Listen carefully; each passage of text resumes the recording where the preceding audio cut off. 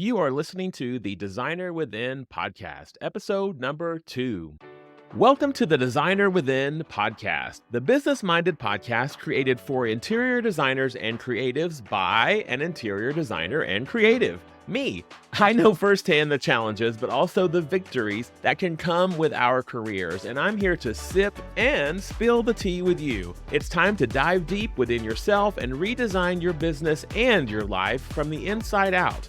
Together, we will uncover secrets and share valuable insights. So prepare for a truly transformative experience because it's time to unleash the designer within. Hi, everybody. Welcome to the Designer Within podcast. So happy to have you here. If you joined me last week, welcome back. If it's your first time here, welcome. I do invite you to listen to episode 1 if you haven't had a chance to do so yet. Thank you, everybody, for the great feedback on episode 1. I know that was a real nail biter, and I know that was a bit of a trying situation to hear all of that information in one 45-minute or so episode, but it was really important for me to share that with all of you because that really was the basis for the foundation of my entire company. And I just wanted to be able to explain to everybody listening why I am so systematic with my processes and why I have such a strict agreement and why I like to run everything like a well-oiled machine within my business, because I don't want that to ever happen again. And I don't want that situation to ever come back to bite me again. And, it's one of those things, if you don't prevent it, it definitely will happen again. And from that episode, we're going to build upon that. And I'm going to show you all of the ways that I have implemented philosophies and implemented systems and implemented rules and implemented procedures and set guidelines and all of the steps in my project journeys that I have for clients. It's so many things that I've put into my company over the past years. And it's really made us successful, and it's really made us, again, run like a well-oiled machine. So I'm really proud of it. And again, if you haven't listened to that nail biter, go back and listen to it. Pour a glass of wine, cocktail, you might need it because it definitely was a doozy. And I have to warn you guys today, I did drink a Red Bull, so I'm a little hyped up and I might talk faster than I normally do, which is pretty fast anyway, but I will try to slow down. I'm so happy you're here. And as you know, the format of the show is to help interior designers and other creatives to start your business, grow your business, scale your business, and basically face all of the issues and growth problems that could happen within a company. I've pretty much faced all of them, from growing my company to hiring new people to expanding to different areas. I've definitely faced a lot of that. But I'm also an interior designer, and I just cannot not talk about design. So that being said, on the first Friday of every month, I will be bringing you a bonus episode called the Designer Within Home Edition. The Designer Within Home Edition is episodes focused on design dilemmas, solutions, advice, and pro tips from me and my design cohorts that I'm going to be interviewing. It's going to be so much fun. This isn't just for the design enthusiasts, by the way. My goal is to bring both valuable information to the consumer and the homeowner, and also to designers alike. I mean, there's things that I learn every single day from my design friends, or by looking through magazines, or by seeing things on Instagram. There's always lessons to be learned, but the goal of that bonus episode once a month is to just share a lot of that design advice and really give back to everyone who lives in a home. You don't have to own the home. You could be a homeowner, you could be a renter, you could be a weekend warrior. I don't care. If you live in a dwelling of any kind, you will enjoy this particular episode once a month on the first Friday of every month. So stay tuned for that. The Designer Within Home Edition is going to be coming out next week, and I cannot wait to share that episode with you. We're going to be talking about paint, choosing the right paint colors for your home. It's going to be really, really good. And as a reminder, the regular episodes of The Designer Within, the one you're listening to now, are released each Thursday on all podcast platforms. So be sure to search for The Designer Within on your favorite podcast platform, and please subscribe to make sure that you get those updates every single week. We come out every Thursday, as I said, and if you do subscribe, you will get a notification, and that download will automatically pop into your podcast list on your phone or whatever device you're listening to. So as I said, the last episode was a doozy. It basically led you guys on this horrific adventure that I went through, and I use adventure very, very roughly. But it was this situation that I went through with a client that did cause me to decide. I was at a fork in the road. I had to decide whether to continue on as a business owner, whether to continue with design at all, or whether to completely overhaul the way that I run my company. And at the time was barely operational. So, of course, I decided to overhaul the way that I run my company and integrate all of these rules and procedures and processes. And I really felt it important today to sort of take you into some of those systems and processes and let you know what I did bring into my company and how they're working within my company. And basically just to talk about systems and processes and if you don't have them, you definitely need to get them, and I'm going to give you an introduction to that today, and without beating you over the head with it, I want you to understand the value of it and why this very systematic approach just saves you so much headache at the end of the day. So, first of all, without systems and processes, you and your team and your vendors and really anybody else that's in with your company, anybody that you deal with every day, even down to the FedEx and the UPS delivery, everybody's just bumping into each other, kind of like bumper cars. This person's asking a question, and this person has this, and this person's going to run out and grab this sample, and this person has to go in and do this, and this person wants you on the job site. But there's no rhyme or reason to it. There's no structure. There's no organization. That is very stressful. Trust me, I did that for a while. And that is nothing that has longevity to it. You will be worn out, burnout. You will be exhausted. You will question your life choices. You will question your business choices. And it is just not something that can be sustained. So, what is a system? It's the overall deliverable. It's that final result that delivers all of the processes inside of it. So think about a system like this big ball, and inside of that system are all of the smaller balls, which are the processes inside of it. So that system is carrying all of those processes inside of it to the finish line, to that final result, to that deliverable, whatever that deliverable might be. And by the way, this can be for any business, no matter if you're a photographer, if you are a landscape designer, if you are an architect, I don't care what it is. Everything that we do as a business owner has a deliverable, and that deliverable has to find a way to go from point A to point Z, and everything in between is what is the process. So the system is A to Z, everything as a whole. I wish you guys could see me. I'm like using my hands all over the place today. I'm going to video some of these sometimes so you can see exactly how animated I am when I record them. The processes, or processes, ever how you want to say it, are all of the related sequential. That's very, very important to remember. It's the related sequential activities inside the system that work together to make it function. Without all of the processes inside of the system's going nowhere. You have this system that is going to deliver this final result. It could be for designers, it's the final installation of the project. But all of the processes inside of it, if they're all wonky and out of place and out of order and there's no rhyme or reason to it, nothing's going to be delivered on time. Nothing's going to be delivered the way that it's supposed to be. So your system is going to be broken if you do not have all of the processes working inside of it. And if you want to think about it like this, it's almost like there's a hamster wheel inside of that system that's just constantly going. And every single day that you come to work and every single day that you have a touch point with that project or whatever you're working on for that particular outcome, that is going to keep turning that wheel. And that process inside of that is that wheel turning. And you're going to keep turning that wheel. And every day you move a little bit closer and you can cross something off the list. And that system moves a little bit closer to the finish line. So from the beginning to the end, that system, that ball, the big ball, is sort of inching itself closer and closer and closer to the finish line.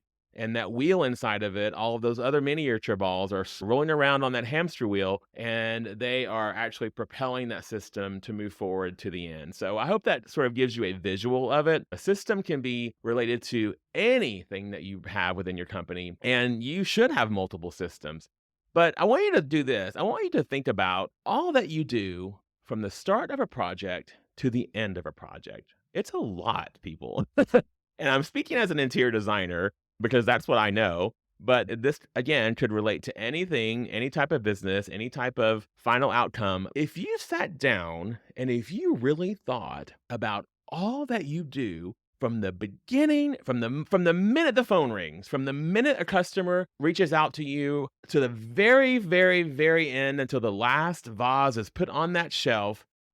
Holy moly, all the things that we do inside of that is insane.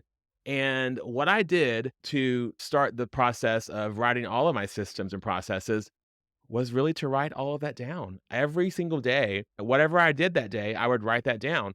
And that was where all of my processes came from. And I was blown away. Literally, I was gobsmacked at all of the things that I did, even when I was a solopreneur as well. Actually, especially when I was a solopreneur, I wore all of the hats. Now that I have a great team, I can delegate those things out. But it doesn't matter. Those tasks are still having to get done, and there's still people having to do them. So whether you are a solopreneur or whether you have a team, all of those things are still needing to happen within your company. And probably more so if you are working by yourself, the chances of dropping that ball or forgetting that process inside of that system is a little more likely because you are wearing a lot of hats. All the more reason for you to have a system in place for various parts of your company. But if you were to think about, again, all that you do as a designer within your company, it's a lot. You have contractor meetings, you're emailing out invoices, creating invoices, you're drawing CAD plans, you're scheduling consultations, you're preparing presentations, you're handling presentations, you're requesting revisions, you're calling a client to remind them about the appointment, you're scheduling a trade day, you're having a warehouse delivery scheduled, you're setting an appointment with the electrician, you're reminding that electrician to, hey, show up for your appointment. You're shopping for accessories, preparing all of the design boards, you're returning damaged items, approving custom orders, reminding the woodworker to construct something the way that it was designed, checking up on that design, visiting showrooms, picking up samples, creating agreements, invoicing for retainers. You guys see what I'm saying? This is just the tip of the iceberg. This is just off the top of my head things that we do. Imagine if you sat down and really, really, really made that list. I'm telling you, you're going to have multiple pages to really keep up with all the things that we do. But the reason it's important to know what you do is number one, of course, you don't want anything to fall by the wayside. But number two, it adds value to what you do. It gives you an understanding of all that you provide to your clients and your customers. It gives you a reason to stand behind all of the hard work that you put into a project. I hope, too, that when the time comes, it allows you to actually verbalize this to a client. There's nothing wrong with letting a client know things that we do within our company. I know that sometimes it can be overwhelming. But I do like to drop a little truth bombs here and there and just say, oh my gosh, like, yes, it's been great, but we received some damaged item. Like recently, we received 2 lamps and one lamp was great. The other lamp looked nothing like the other lamp and they had to be in the same room. So we had, of course, to talk to the warehouse, send those back, get those exchanged, get new ones sent over, send all of the return items. The pickups had to be scheduled, blah, blah, blah. We do it every day. We make it look easy. But the clients are usually unaware of this. And I know some designers want to keep that magic going and not really let clients in on those things. And I get that as well. We do want to make it look like we are the miracle workers. But I feel that a little bit of truth every now and then lets the clients know that we're human and that things do happen and that the world is not perfect and it's not an Amazon society where you can click a button, arrive at your front door. You don't want it. You take it back to, Whole Foods or wherever and just return it. It's not that easy with the products that we work on as a designer. So I do let clients in on certain things just because I want them to know a bit about what goes on behind our doors as designers, as the project fulfillment team that works on their project. So choose carefully. You don't have to tell them every single thing, but I do think it's important to allow your clients to understand a bit about what you're doing as a design team and all that you do for them. Most clients are appreciative of it and they do understand that there are a lot of gears that are turning behind the scenes. But for clients who have never worked with a designer before, it's a bit of an education. And I think that it's up to us to educate a client on what they know, because I've always said clients they don't know what they don't know, and it's not their fault. So think about all the things that you do, write those down. And again, don't try to do it in one sitting. It's going to be overwhelming, but keep a little notebook beside your desk. And every single day, if there's something on your list that you don't have written down that you just performed a task, write that down and add that to your list. And then you're going to start organizing those into different areas. So 3 areas of a creative business that I feel need systems are the following. You need a system for dealing with trades and vendors. So anything that deals with products that you're ordering or people that you're hiring to perform certain tasks, a woodworker, electrician, a flooring installation, a tile installer, any furniture that you're ordering, lighting, etc. That is its own set of systems because that has its own set of problems. And just as I mentioned with returns and damages and items being received, there's so many things that could go wrong. And frankly, these days, with all of the demand on the design industry, those things do go wrong. You should have your own systems in place. And again, under those systems are all of the processes for your trades and vendors. Secondly, clients should have their own set of systems as well. So your clients should be dealt with in a way that is totally different from your trades and vendors. Of course, you want your clients to get the VIP treatment. You want them to have the best experience possible when working with your company. And you really want them to learn to trust you even more so than they did when they signed up and paid your design fee or creative fee. So you need to have a set of systems in place that can deal with all of the things that the client is going to need to know, from onboarding that client to communicating with that client to any sort of presentations with that client. How are you going to work out the entire process from start to finish with that client? I always tell my team this, and I told myself this from the beginning. If a client has to come to me and ask a question about a project or about where we are on a project or any sort of thing to do with a project, chances are we have dropped the ball. Now, I know sometimes clients forget and they're just busy like we are.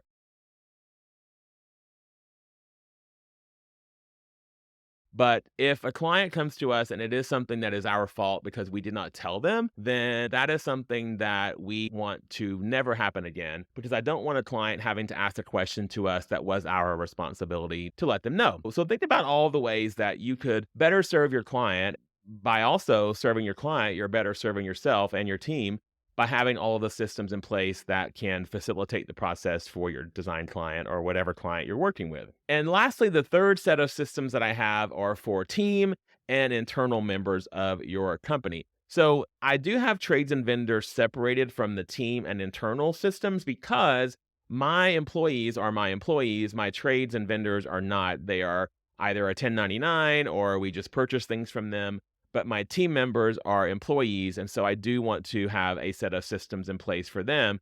And I'm going to touch on what some of those systems would be in just a moment. Backing up a bit, starting with a trade and vendor, let's talk about some of the things that you might want to have processes for your trades and your vendors.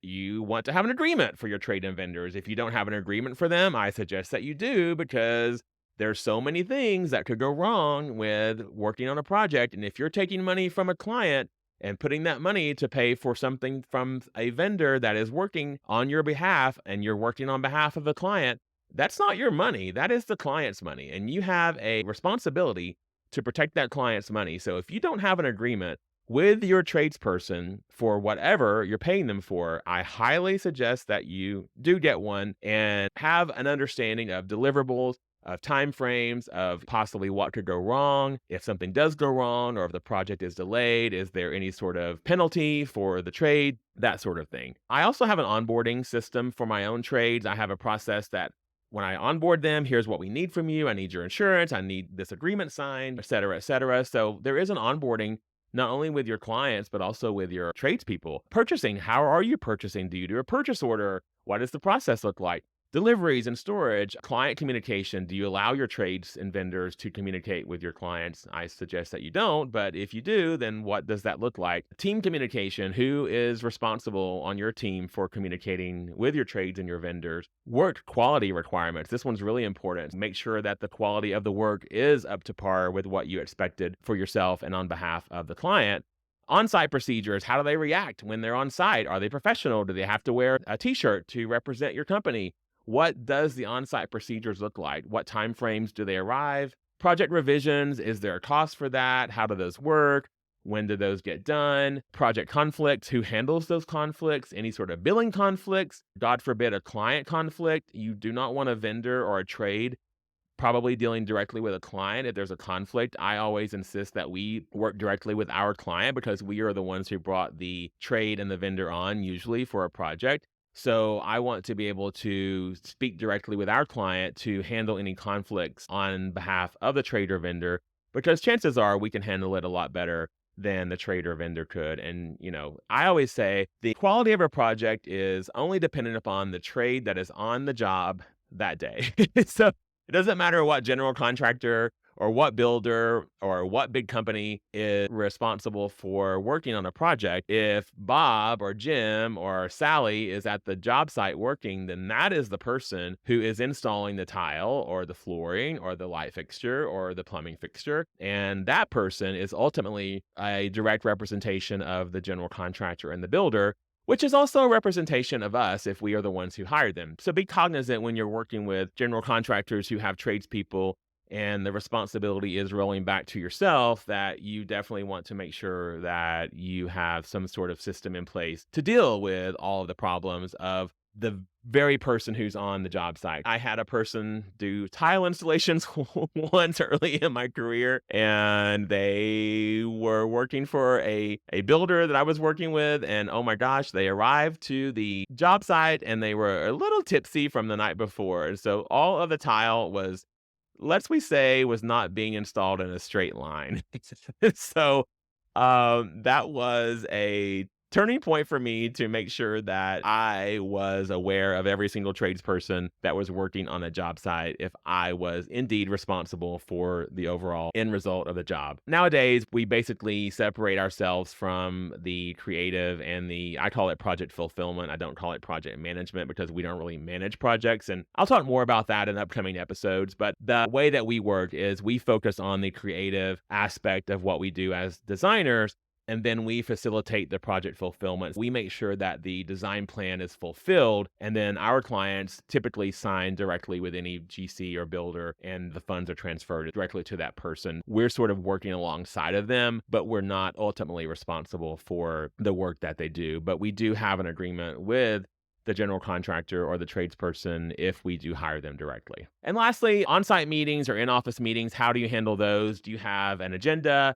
Do you have things in place that sort of let people know what's going to happen, who's in attendance for those meetings? Again, you can see with trades and vendors, and this is just a few, by the way, this list could go on and on and on. These are just a few of the processes that you could have with your trades and vendors, but I hope it gets the juices flowing for you to see what you really need to be thinking about. For the client, a few of those are, let's think about onboarding that client. How do you onboard them? Do you have a system in place? How do you send out your agreement? Do you review a video call? Do you send out a PDF? How do they sign it? Is it signed digitally? Is it signed in person? What is the communication with your client? Do you allow them to text you? Do you allow them to call the office? Only email? How does that look? We have a document we give out to every single client before we start to work with them. And on that sets the expectations of communication. And we're going to do a weekly update, and all the things that we're going to set in place for them is in that how we work document, is a way to remind our clients of how we do run our business, very structured, but also that we're on their side and that this sets the tone for every single thing that's going to happen after that point. And then we actually store that document in their client portal so that they can access it at any point. Project schedule and timeline. How do you update your clients on the project schedule and timeline? Do you do a weekly update? Do you do project management? If you do, what does that look like? How many meetings do you have? How do you do your presentations? Are they done in office? Are they done on a video call? Where do you source products? How does the client approve your products? Do they approve them written? Do they approve them on an email? Do they approve them on some sort of project management software system such as House Pro or Mydoma? How does that work? How does the client approve the products that you're specifying for them? And of course, how do they pay for them, right? How does that look? Do they pay through that system as well, or do they pay through QuickBooks? Product returns, project conflicts, billing conflicts, those do happen. Scheduling conflicts, someone shows up to a client's home and the client forgot about it and they're not able to have them work that day. What happens then? Project revisions, scope creep, scope increase. If the client adds things to the project, how does that work? What does that price look like? How do you let them know about it? In-office meetings, on-site meetings, do you require the client to be there? So as I said, this could go on and on and on too, and this is just the tip of the iceberg for taking care of the client and for setting those expectations with the client. And for me, the process is and the systems are really all about that. It's about setting up the expectations for the way that I run my business and let the client know that their project is going to run smoothly as well. I put some of these on my website actually. I let the client know that we do run our company in a systematic way. We do keep them updated and that we are very transparent and we do have a client portal and they do have ways to access all of their information at any given time. That has actually clinched the deal for us with clients sometimes. They have really enjoyed the fact that we are organized because we worked with a lot of busy professionals and people who in their own businesses are very organized and in their own work lives are very organized and have systems in place for that. They appreciate the fact that we have devoted time to the business side of what we do, and that means a lot to me. Now that we've talked about some of the ways that you could implement systems and processes or processes within your own company, I want to discuss some of the benefits of being organized and having all of these systems in place for your business. First of all, organization, it just saves you time. I mean, think about it. If you're looking for a post it note or trying to find something on your desk and it's not organized, or you're running out the door and you forget your purse or your wallet because you put it in the wrong spot the night before, how much time are you wasting? Just being organized and just having a set of rules and a set of procedures in place will save you time. I see it happening every day within my own company and within students that I teach in my program. Secondly, it increases your productivity. Your days just flow better. I promise you, you get more done. You're not running from one unfinished task to another. You're crossing things off the list. You're not like a moth to a flame. You're not running to put this fire out or that fire out. You're finishing one task and you're moving on to another task. I know the feeling of crossing something off of a list. Using Asana like we do, you click that button and that little unicorn flies through the air, and it feels really, really good to say that was accomplished. If you are overwhelmed every day, here's a little tip that I use for myself and my team. Write down 3 things that you want to accomplish each day. No questions asked. So these 3 things will get done no matter what. And you do not leave until these things are done. Write those things down and you put them on your desk somewhere in front of you every day, and you leave the office or you leave your home office or your desk or wherever you're working and you get those 3 things done, I can tell you there is a sense of accomplishment because at the very least, you have accomplished those 3 very important things for the day. And if you can do more than 3, great. But I suggest you at least narrow those down to 3 important things that you have to get done every single day. And I know there's so many more things to do. You're saying, John, there's probably like 20, 25 things I have to do every day. That's fine. But if you at least mark off 3 of those things that you got done that day, rather than 10% of one thing or 5% of this thing or maybe half of this thing, you're going to feel much better than having partially completed tasks. Another thing is if you list all of your tasks out for the day, you could also sort them by list of priority, A, B, C, or D. That's also a way to instantly prioritize those tasks, and then you can accomplish the most important things that you want to accomplish for that day. And as you accomplish the most important things, you can move on down the list. Start with your A priorities, move down to your B, your C's, and your D's. And don't keep carrying over your entire list from day to day. You at least are going to cross out some things from your list every single day. And that feeling of accomplishment will propel you to keep doing that every day and to keep crossing those things off every day and prioritizing your list. Next, it lessens the chance of burnout and overwhelm when we are organized systematically. And by the way, I say systematically because you can't just do these things willy-nilly. And I'm flailing my hands in the air as I say this, but you can't just do these things out of order. They have to follow a systematic order from start to finish, from beginning to end, because if you pull something out of order, the processes are all out of whack and nothing is going to get accomplished the way it's supposed to be. By systematically following written processes, you are more likely to not forget something important. It will ease the stress on your brain. So think about the times that you went to sleep wondering if you forgot to do something that day. I hate that feeling. I hate climbing into this comfortable bed with my nice sheets and my fluffy pillow, and I lay my head down and I hear that rumbling of my dog start to snore, and I know it's time to go to sleep, but my mind starts to wonder, oh, did I send that email? Did I write that client back? Did I schedule that vendor to show up tomorrow? Or did I get that return processed? Or did that invoice get sent out? If you have these written processes down and you're crossing them off, you won't be worried about that anymore because you're going to have to be crossing them off your list and you're going to have the same processes every single time that you work on the project. And that's the other thing, too. It's not like you're having to reinvent the wheel every time. These are the same processes for the most part for all of your clients. So if you have these written down in a systematic way, you're doing the same thing over and over and over. And it just takes that one final time to come up with those processes and organize those into systems per those different categories that I gave you. And you're going to be able to take those processes and work those into whatever clients come into your galaxy. Just by having those in place, it's going to make the entire process of onboarding your client and working with your client so much easier. But back to the point at hand, it's really going to release the stress on your brain and release the worry and allow you to comfortably end the day knowing that you dotted every I and that you crossed every T and that you got everything that you needed to get done that day.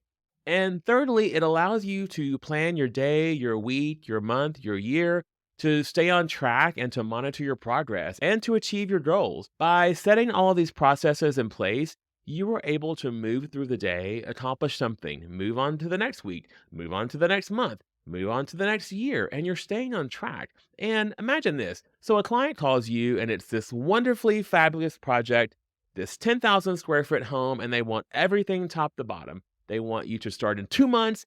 And oh my gosh, you have no idea where you are with your current projects, and you have no idea what part of the process you are on with them, and how many more steps are left in the process, and what's left to do. How do you even know if you can take that client on? You don't. And I've seen this again and again with my own students where they've taken on clients that they really shouldn't have taken on at that point, but they really should have said, yes, okay, we can do that, but it's going to be in 3 months on this date. That's when our next opening is because we can onboard you properly. And we really want to spend time to bring you into our company in the correct fashion. We do not want to rush our process, which our process is what gives you a wonderful final result. You're really benefiting yourself, you're benefiting your client, and you're allowing yourself to have future business just by having a systematic process in place. And the next thing you're going to have is, you ready for this? Free time. What? Yes, you heard me right. You can have actual free time if you organize your days and create action items to achieve your daily goals. This also works outside the world of business and into your home life. But by crossing off that to-do list and knowing that you got it done, you gain minutes and hours back into your day. You can come home for dinner. You can have, oh, I don't know, a work-life balance. Isn't that amazing to know that you have free time to have a drink with a friend or two, to not spend 15 hours in the office every day? And I've been guilty of that as well. And I know that there's days when that has to happen, when there's a big project or an upcoming presentation. But for the most part, I really try to integrate a work life balance for myself and for my team members. And it's really, really paid off in spades because every person within my company, thankfully, now has a good work life balance. And I try to do that by leading by example. And I do check in with my team regularly to make sure that they do. And I can see it on their face when our weekly meeting comes up and they're not spending 12 hours a day in the office and they actually have time to have a personal life and spend it with their family. It makes me very, very happy because sorry to tell you, and sorry to tell every client and every potential client listening to this right now, but there are no design emergencies. Sorry, there's just not. If your house is on fire, you should call 911. You should not be calling your designer. So your design emergency, air quotes, or whatever is happening was just built up in our heads. And if you have a process in place, you know that you finished that process for the day and that the client is on track to move into the next phase.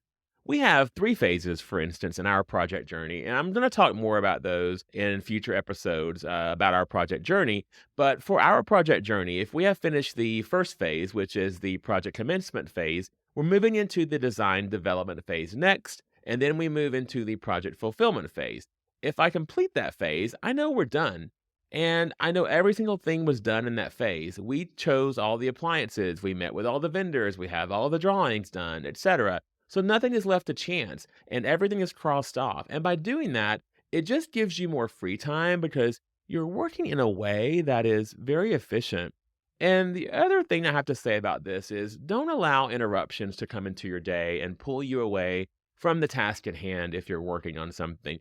If you're working in your home office or even in a coffee shop, don't let your phone text or ringing come through and interrupt you because you're in that work zone and it's going to take you 10 or 15 minutes to get back in the groove of where you were before that, and lots of productivity is lost. I tell my team members, even though we're working in one office, if you're busy or have time blocked off on your calendar, put on your headphones, put your headphones in, and that is this code, that is the signal, so to speak, for the rest of the office that we are working on something intently and that we are not to be interrupted. Think about ways that you can avoid interruption so that you can keep your day moving smoother as well and accomplish those things. It makes you a better leader, a better team member, a better partner, a better mother, a better father. You just have more time for other things. So for your business, you can dream bigger and plan bigger from that 30,000 foot view, as I call it. You're planning and dreaming for bigger things within your company, how to grow your company. For your marriage, you can make a reservation for date night that you can actually go to. You can be on time for your kid's baseball game. You can cook family dinners. You can treat your team to a day at the spa. Whatever it is, by knowing that you are following your own processes, your own proven processes that work, you will be able to be a better person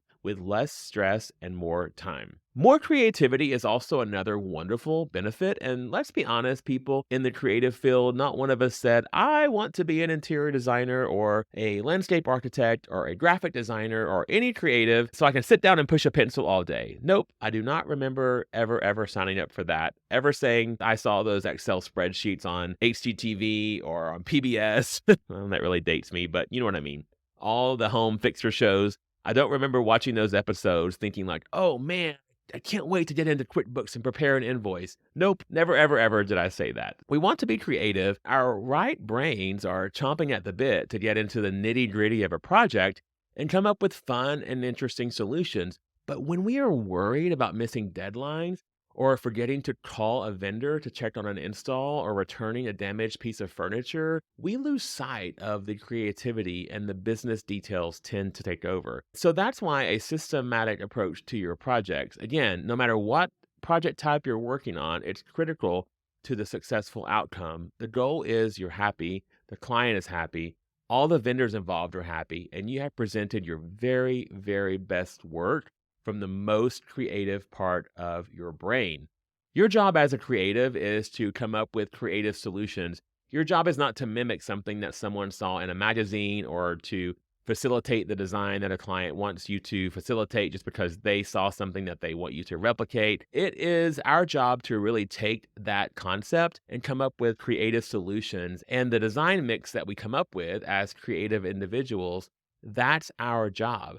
And if that is being pushed aside by dealing with all of the day-to-day parts of our business, or putting out fires, or worrying if we forgot something, you're just not going to be creative. And every part of your business is going to suffer because of that lack of creativity. And then, of course, the potential of future projects are suffering because your current projects aren't looking great. So let's get back to being organized and let's get back to being creative. Okay, how to define your processes. I'm not going to talk too much on this, but here are some very simple ways to define your own processes. I want you to evaluate what your processes are. I've already mentioned to you to make a list of all of your business activities that you do every day. Divide those up into their own categories: client, trade, vendor, and then your own internal/team members. And then list out all of those freaking steps that I've just talked to you about and every single step behind every activity. Then implement them. Document all of your processes, write everything down, store them in a central location, put them on a Google Drive, whatever sort of documentation you have, but document all of those processes so that you do not forget them.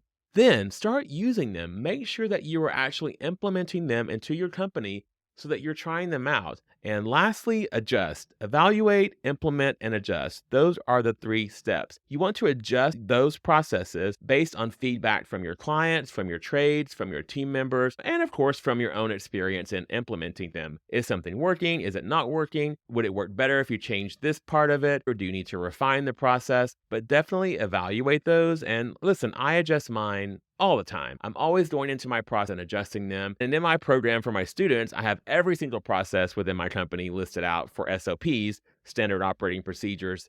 And it's everything that I've ever implemented within my company. And it's so many. I even have an SOP on how to create an SOP. It's because I want everything standardized and I want everything to look and to be viewed in the same format. So when you're documenting your processes, and I'm going to wrap this up now, I want you to use some sort of way to document those, whatever it is. You can use a task management software such as Asana or Monday, and I'll put some links to these in the show notes. You can also use a design management software such as Mydoma or House Pro. They have a task management system built into their systems as well. Or at the very least, just use a Word doc or a Google Doc and create a list. You have to document them. You cannot mentally put them on your brain and expect them to stay there. It's not going to work. If you stay to the end of the episode, I'm going to give you a download where you can go and you can actually download my systems and processes overview, and I'm going to give you those. And there is actually an Asana upload where you can upload this template into Asana and start working on client onboarding for yourself. And by the way, Asana has a free program that you can start with to work with them. And I believe Monday.com might have a trial period as well. Mydoma and House Pro also offers a trial period, so you can try those out to see possibly which one works best for you. But again, at the very least, write them down. That's how it started for me. I wrote them all down. I would write them down on a piece of paper during the day, and then I would move those over to a Google Doc at the end of the day. Or you could just keep a Google Doc open on your desktop all day long and just kind of add to it as you wish. That's also, of course, an easy way to do it. And as you're doing your processes, you want to think about the type of projects that you're working on. So for me, as an interior designer, we have a process for full service design, a process for decorating only type projects where there's no construction or renovation of any kind.